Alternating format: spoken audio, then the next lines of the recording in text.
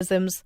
Carbohydrates, proteins, fats, vitamins and minerals are the main components of food. These are called nutrients. Nutrients are required for bodybuilding, growth and recovery of damaged muscles. Plants can make their food themselves, but human beings and animals depend on plants for food. They also depend on some animals that eat plants. Thus, they directly or indirectly depend on plants. Mode of nutrition in plants. Green plants are able to make food for themselves by using carbon dioxide, water and minerals. These materials are already present in their surroundings. When this food is eaten by all living organisms, it produces energy to carry out life processes. Nutrition is the mode of taking food by an organism and its utilization by the body. The mode of nutrition in which organisms make their food themselves is called autotrophic. Hence, plants are called autotrophs. They are also called producers. On the other hand, the mode of nutrition in which organisms take already made food is called heterotrophic. All living organisms except plants take food from plants, hence are called heterotrophs. Photosynthesis. Green plants make their food in their leaves. These are called the food factory of a plant. The cells of green leaves and young stems of plants contain numerous green structures called chloroplasts. The chloroplasts are green because of the presence of a green pigment called chlorophyll. It is chlorophyll that traps energy from sunlight and the air through tiny pores called stomata. These pores are located on the surface of the leaves and surrounded by guard cells. The synthesis of food in plants occurs in leaves. Therefore, all the raw materials must reach there. Plants take in carbon dioxide from the surrounding air through stomata. Water and minerals present in the soil are absorbed by the roots and transported to the leaves.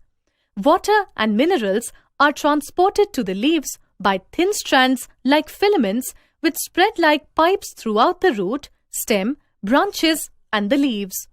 Using the energy from the sun, a chemical reaction takes place in the green parts of the plant, in which carbon dioxide and water are converted into carbohydrates.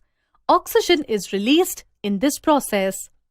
Carbon dioxide plus water gives rise to carbohydrates plus oxygen in the presence of chlorophyll and sunlight. Since the synthesis of food occurs in the presence of sunlight, it is called photosynthesis. Photo, light, synthesis, to prepare. So we find that chlorophyll, sunlight, carbon dioxide, water and minerals are necessary to carry out the process of photosynthesis. It is a unique process on the earth. The solar energy is captured by the leaves and stored in the plant in the form of food. Thus, the sun is the ultimate source of energy for all living organisms. The food synthesized by the green leaves is transported to the other parts of the plant by the stem. In most plants, carbohydrate is converted into starch and stored in leaves, stems, roots, etc. The presence of starch in leaves indicates the occurrence of photosynthesis. The food prepared by plants provides nutrition not only to the plants but also to every living organism directly or indirectly, released by plants in photosynthesis process. Hence, it maintains the balance in the nature and supports life on the earth. An activity to prove that sunlight is necessary for photosynthesis. Materials required: a potted plant, a black paper, L-shaped stencil, iodine solution, a dropper. Method: take a potted plant. Keep it in dark for 4 days. Take a black paper and cut a simple L shape in it by using a stencil. Cover one leaf with this paper. Leave the setup in sunlight for 6 to 8 hours. Now, detach the leaf and perform iodine test for the presence of starch. Observation. The part of the leaf that could get sunlight, that is, L-shaped portion, and rest part of the leaf exposed to sunlight turns blue-black in color. Conclusion.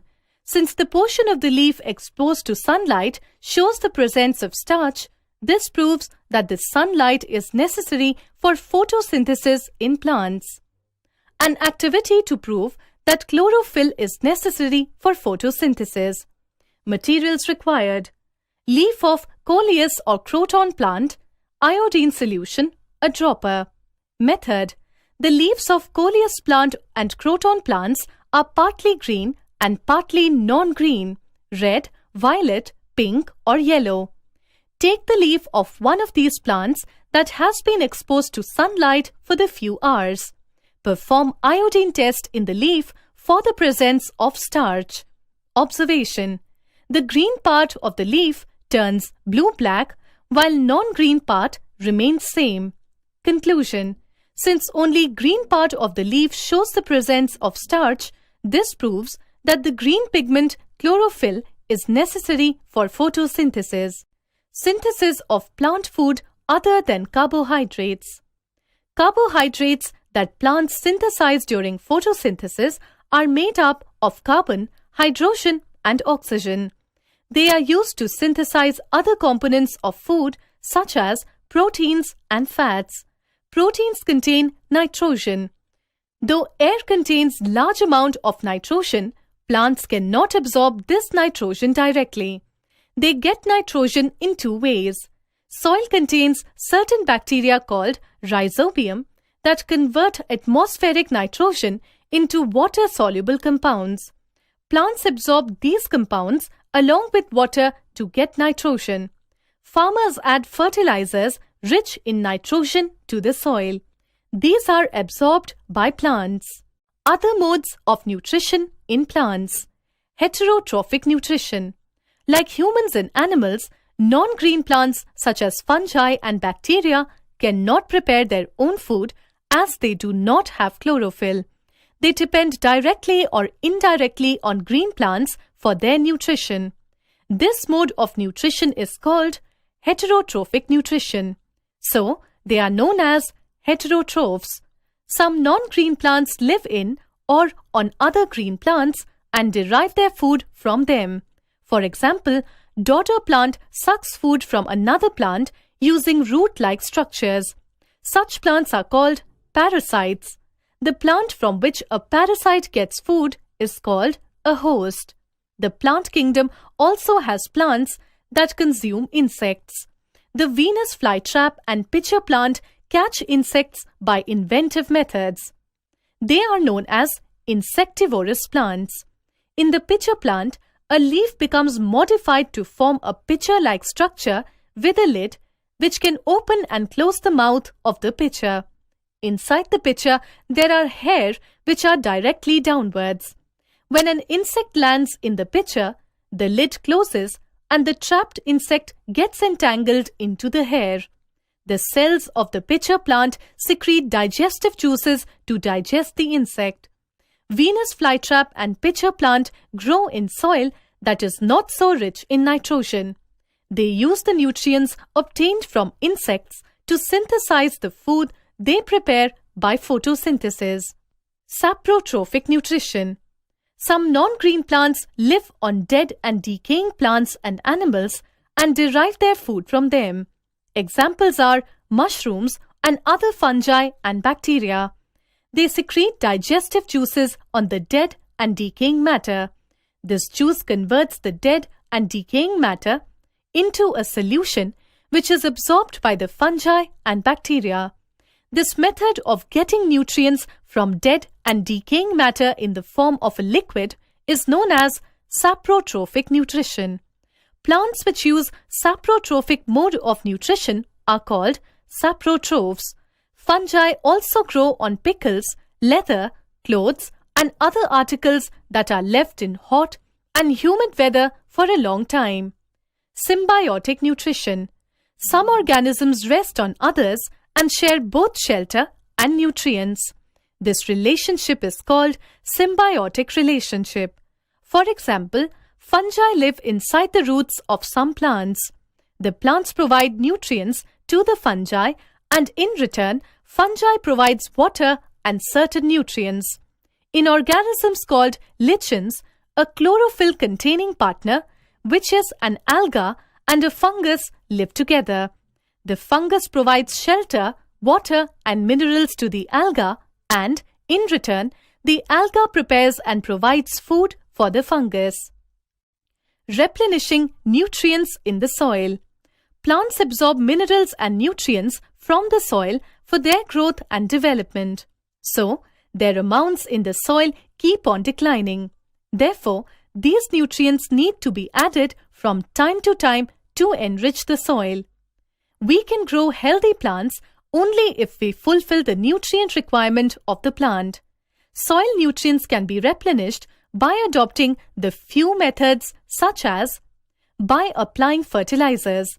Fertilizers and manures contain plant nutrients like nitrogen, potassium, and phosphorus, etc. These nutrients need to be added time to time to enrich the soil. By adding compost. Compost is the organic waste made from the decomposition of biodegradable waste by microorganisms. It is added in the soil to make up for the loss of nutrients and to increase soil fertility. By growing leguminous crops. Leguminous plants like peas, beans, gram, pulses, etc. have rhizobium bacteria in their roots. These bacteria have the ability to fix atmospheric nitrogen into the plant in usable form of nitrogen.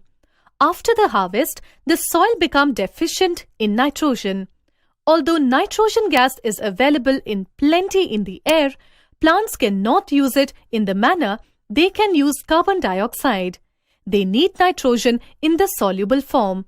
The bacterium, called rhizobium, can take atmospheric nitrogen and convert it into usable form, but rhizobium cannot make their own food. So, they live in the nodules of leguminous plants and provide them with nitrogen. In return, plants provide food and shelter to the bacteria. Take a piece of bread, sprinkle some water over it, and leave it in a hot place for 2 to 3 days. Now, when you see the bread, you will see a greenish-brown or greenish-yellow coating on the bread.